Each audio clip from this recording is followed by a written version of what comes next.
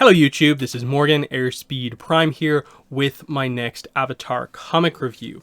In this video, I'm going to be reviewing the newly released Avatar The Last Airbender Team Avatar Treasury set. So, what this book is, it is the collected edition for the 3 Avatar One-Shot comics, Katara and the Pirate Silver, Toph Beifong's Metalbending Academy, and Suki Alone. And that fundamentally is what this is. It is, as you can see here, those 3 books in a slipcase with a new cover, and it comes with a poster. That's what they've done here for the collected edition. So that's what we're going to be getting into here.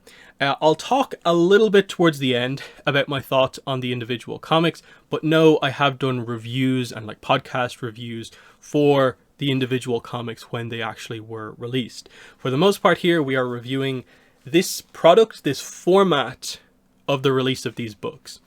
So straight away, some of you may be wondering, wait, I thought the release date was in November. What's going on here? It surprised me too, in that I was just looking on my local comic book store's website to see if they had gotten specific Transformers in stock that I've been kind of waiting for. And then I happened to search Avatar just to see what they had. And I noticed they put up Team Avatar Treasury and it said in stock, but it didn't say pre-order. And it was very clear you could get this right now.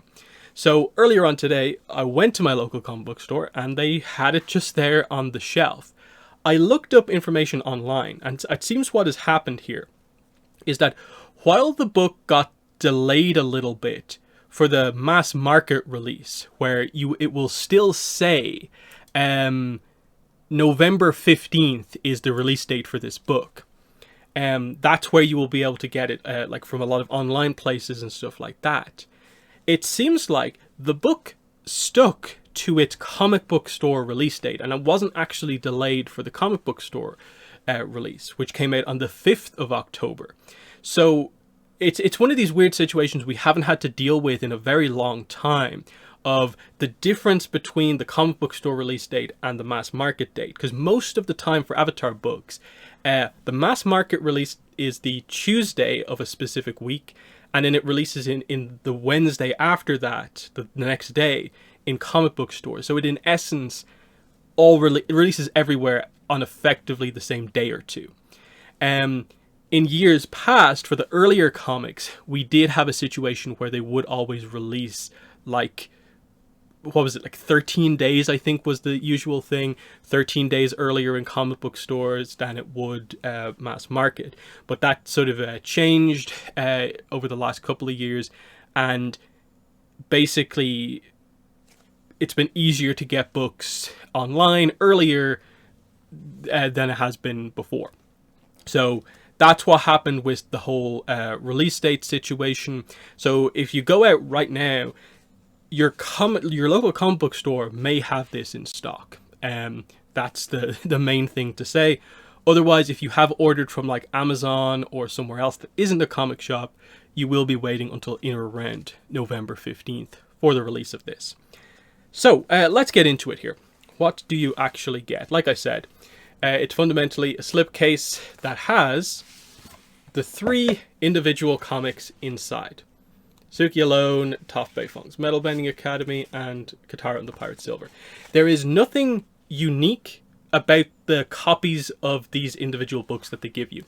Looking at them, if you look at the print run numbers and stuff like that, it tells me that this is a 3rd print run of Katara and the Pirate Silver, and it is a 2nd print run for Toph and Suki Alone. The fact that those numbers are not 1 means these are not like fundamentally new books for the release of this collected set.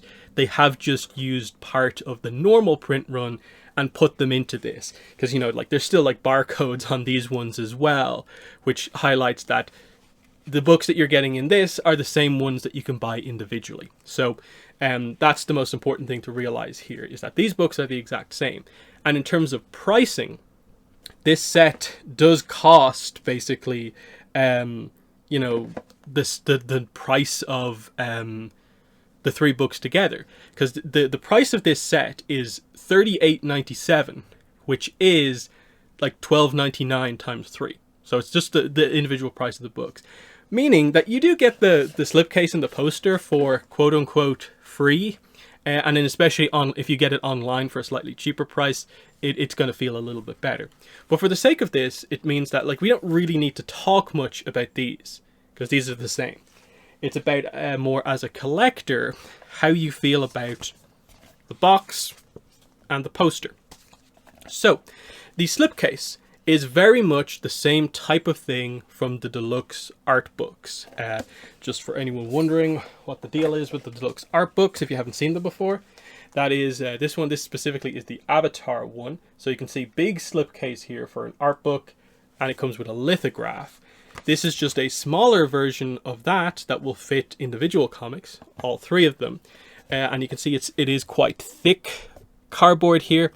And because it's smaller, it feels even more kind of like structurally sound ultimately. But yeah, you do get new art here for the kind of trilogy basically. Team Avatar Treasury. Weird name, very, very generic. I would have preferred they use, I think, something that resembles more of what at least internally they seem to refer to this trilogy as, which was like the awesome ladies of Avatar trilogy. It would have been cool to find something snappy to put there like that. But, you know, it is what it is. Like the new art featuring all three characters, which is good. The spine is actually quite interesting. When I first saw it in the store, it was obviously like, this is what I saw. Because I never knew what it looked like, because the pictures are always just what the front looks like. But you can see here some green and blue color scheme. I like the colors. All elements, because it's quite thick. You fit all the elements there. Avatar logo, name of each comic, and then you get the sort of character art here, kind of just on its own on the blue background. Quite nice. There's the barcode on the bottom. Top is just normal, and opening here for the stuff. How it's packaged, like how is the poster packaged? Basically, you see this, it's wrapped up in plastic, and then what's covering up the sort of back of the box, which you can see here, is just a bit of a cutout of each of the individual parts comics. They just have the poster basically over this. So the plastic wrapping is over the whole thing, and they use this as the blurb on the back of the book, is one section of the poster. So as long as it's nicely stored on your local comic book store shelf, the poster shouldn't really get damaged as such. So that's that. As for the poster itself, obviously one side of it unfolded basically is just the blurb. It tells you what you get in the comic. So you get Suki alone, Top Playphone's Medal, Bending Academy, Guitar and the Pirate Silver, and a full color fold out poster. This is just I'm not even sure what the idea with this necessarily was. I guess they had one kind of section of the fold out to use, and they just gave it to this nice full color image from the comic. This specifically is the last page from Katara and the Pirate Silver, just with some of the dialogue bubbles and like the end stuff taken out of it. It's a nice image, I think, and that's why they put it there. But obviously if you fold this out, you get kind of more of kind of what's going on here. So you can see there is the actual proper full fold out image, which is the cover for Team Avatar Treasury, which in relation to like a deluxe set, as you can sort of see here, the poster is actually bigger. So it's a relatively big poster, not huge, just I think the right size if you did actually want to put this up on your wall or potentially frame this and put it somewhere, because it is a very nice image. The other side, as I said, is just the two bits that we saw before, and then basically advertisements for other Avatar comics. Pretty much features a little bit of everything. Obviously specifically Avatar, not Korra. The only thing I don't really see here is the Omnibus Editions, but that's fine. As for the quality, to me, the paper quality on the poster feels quite good. It doesn't feel exceptionally thick, but it's also, I don't think, super thin. I think this is actually a pretty good poster quality overall. But, you know, the problem with this is obviously that it's a fold-out poster. I think a lot of people are going to have issues with the fact that they just give you a poster that is forever going to have those markings all the way down the middle, all the way across the middle as well. I think, of course, the obvious way to do it with posters is roll them up, basically. Now, I don't know, it might be very tricky to do that, but I don't know, in terms of the packaging, like, I could see maybe something where they had like a sort of little cardboard sort of extension thing that the poster could be like wrapped up in along the side. That way, you know, because it's covered in plastic, it would still be sort of kept together. Um, I don't know, maybe that makes actually putting the whole package of this together quite tricky, but going into the future, if they could make it so that the poster basically doesn't get damaged just by the way it is, that would be something quite nice. This brings us into, I guess, why have they even decided to do this as the collected edition for the 3 one-shot comics? Why aren't they doing a library edition like they've done for every other Avatar comic, basically? Even the short stories have been collected into a library edition at this point, meaning that so far, apart from, I think, the one, like, Iroh comic from, like, last year's Free Comic Book Day book, these 3 are the only books that don't come in a hardcover, larger page size format. So what's going on? I don't think you can immediately use the format as an excuse, because Imbalance and Team Avatar Treasury are both basically 3 72-page comics done by Peter Wortman and Faith Erin Hicks. The only difference is that one-shots versus part 1, part 2, part 3.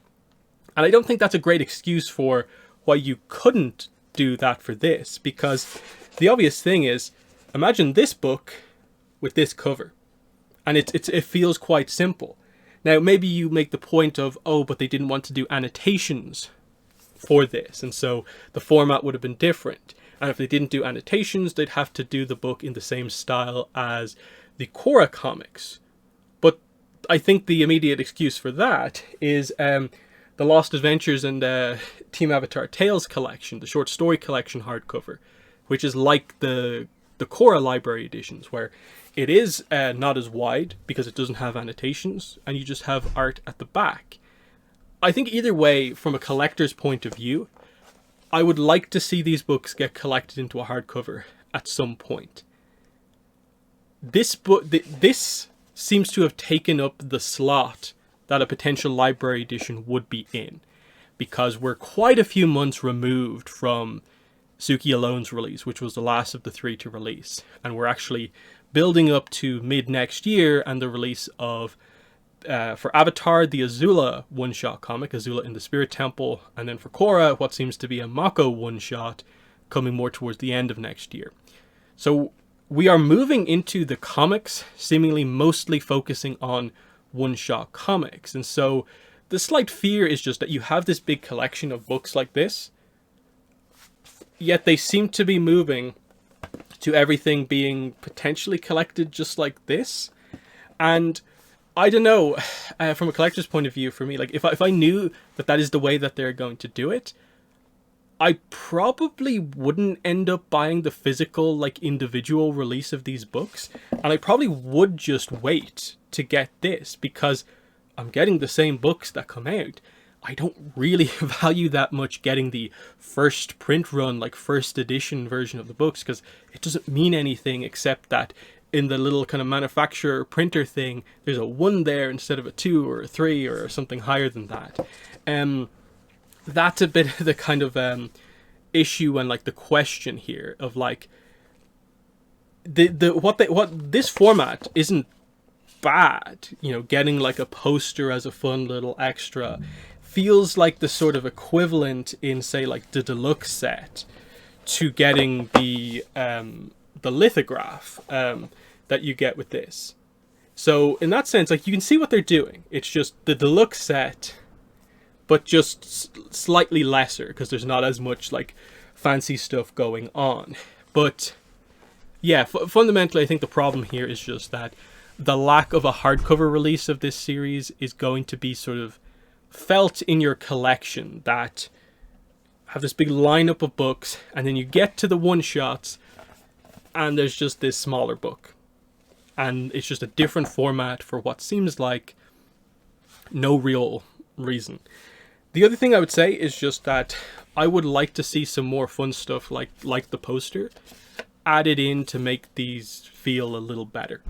And what I mean by that is just like, imagine they included, say, like a sticker sheet that just had some of the notable panels, notable pieces of art from the comics as stickers, along with the poster and stuff like that.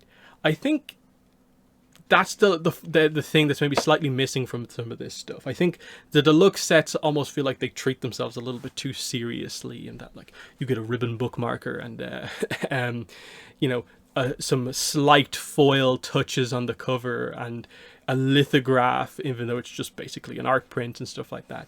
I think there's some cool stuff they could do with this if they just put like a little bit more effort in. As it is, it's like very cool new art, but why have you started this far into Avatar Comics? Why have you started a new format, basically? And then there's always the thing of like, are they going to do a thing where they start to release like the older comics in this format, where they suddenly have individual parts of the promise coming out with like a cover like this? Then you have to bring up the Omnibus Editions, which is a whole other thing of like, are these 3 books ever going to get an omnibus release?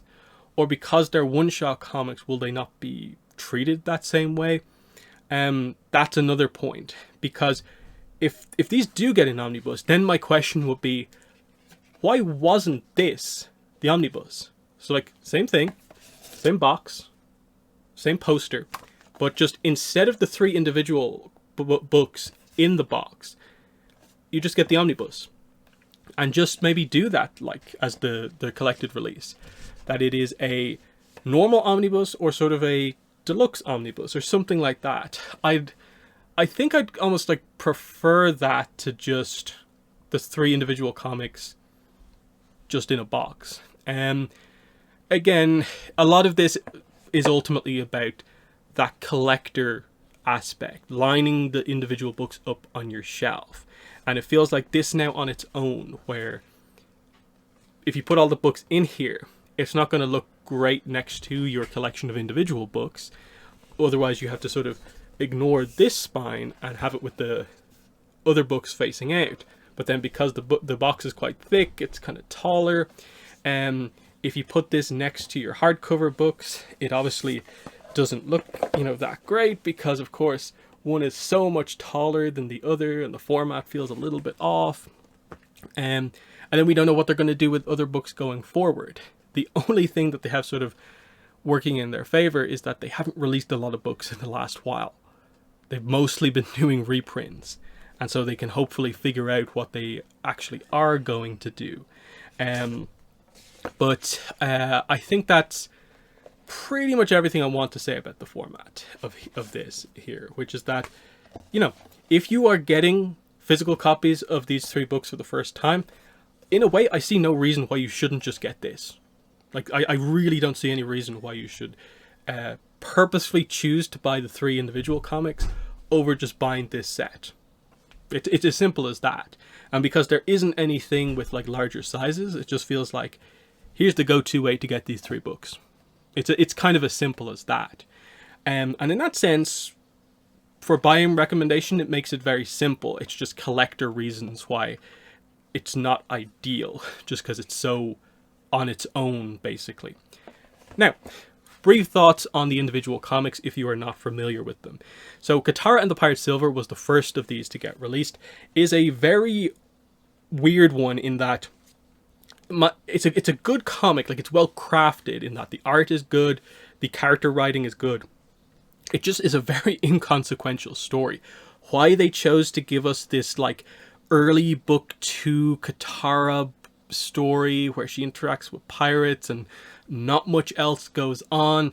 It is decent Katara content, but again, it's at a point where you can't really do much with her character, and so it kind of feels like a little bit of a waste of such a major story for the character, even though it's still relatively high quality. Toph Beifong's Metal Bending Academy was a big improvement over the Katara comic. but it still feels like it didn't quite get to where it needed to be, the level of these comics. If these comics are going to be replacing the comic trilogies, they need to be better than both of these. So the Toph one was interesting because at least it was set during the comic timeline, where you have a little bit of ground to work with. You can further develop some of those plots brought up in the comics and advance things like a little bit. And that's what they do here. They include a few more kind of characters returning into the sort of comic timeline. They have some interesting character interaction stuff. And the core like theme for like Toph and also Chong is in here from the Nomads, of course. Is somewhat nice. I just feel like with this book, it has this weird dynamic where it sets up this really cool thing of like Toph meeting this new character, and then the book just ends right at the point where things are just getting interesting. And because it's a one-shot, you have no idea when they're ever going to come back to it. And it's like, come on. Like, Toph Beifong's Medal Winning Academy Part 2 is kind of the stuff that we want. Her training this new character, interacting with the skills that he has. That's what we want to see. And the book just sort of skims past it here. And it just feels like a little bit of a missed opportunity. Suki alone, to end off this trilogy, was really strong. They went for, okay, Suki's in the Boiling Rock. Let's flesh out, basically, what's going on with her in the prison before Sokka and everyone arrives. Because Suki's a leader. Where we see her at the start of the Boiling Rock doesn't really, in a way, fit what we know of the character. Suki's not just going to be in prison and sit around not feeling that she can do anything. She's a leader. She's going to do stuff in the same way that Sokka comes in and does stuff. And so here we have Suki getting in a way close to an escape attempt while having these flashbacks happen to seeing a younger Suki. And so you get two things here that you really want, and that is unique time with Suki on the Boiling Rocks, getting to see her strength as a character. You also get to see flashbacks with Suki for the first time that really help to develop her relationship with other Kyoshi warriors on the island. And because it sort of skims and in a way features like events all the way kind of through the series in a way, it has some really nice ground that it works with to catch you up to what happens with Suki. And so watching like the Boiling Rock again feels great, having this context in mind. And so it's a fantastic addition. And it's like, okay, the takeaway from these three comics should be Suki alone should be the one that you really look to as we got it right. And Katara and the Pirate Silver is an example of, okay, let's not do that again. Let's not just waste potentially a character's only time getting a full 72-page comic to themselves on a story that just doesn't need to be told. Like, that can't happen with certain characters. Like, say, Mako seems to be getting the first Korra one-shot. Don't waste that on a random story. Make that impactful for Mako. Same way with the Azula comic people are excited for. Now, they seem to be teasing that that is actually quite notable. So it seems like they've learned a lot from this first batch of one-shot comics, and it should be pretty decent going forward. But again, to wrap this up, overall, it is a nice box set of these characters. The poster is quite nice, even though it probably in the future, if it can happen, should be a rolled up poster rather than a folded poster. But in general, the extra stuff here is actually quite nice. It obviously is just the same individual comics as before. So do you need to get this if you already have the individual comics is a really tough thing. It ultimately comes down to, do these things interest you? Yes or no? That's basically what it comes down to. Because I'm a reviewer and I think people often come to me for like, what's the difference between the formats? It felt like this was something I had to cover. But it's going to be interesting to see going forward when they announce collected editions of other books, if this is the new go-to, or if this is just a random one-off thing that they did. So in the comments, let me know what your thoughts are on Team Avatar Treasury. any thoughts on this if you have it yourself, or just if you want to know anything more about it. Otherwise, like I said, it's out now currently in comic book stores, and it's November 15th for everywhere else. So yeah, other than that, that's been the video. Thanks for watching, and bye.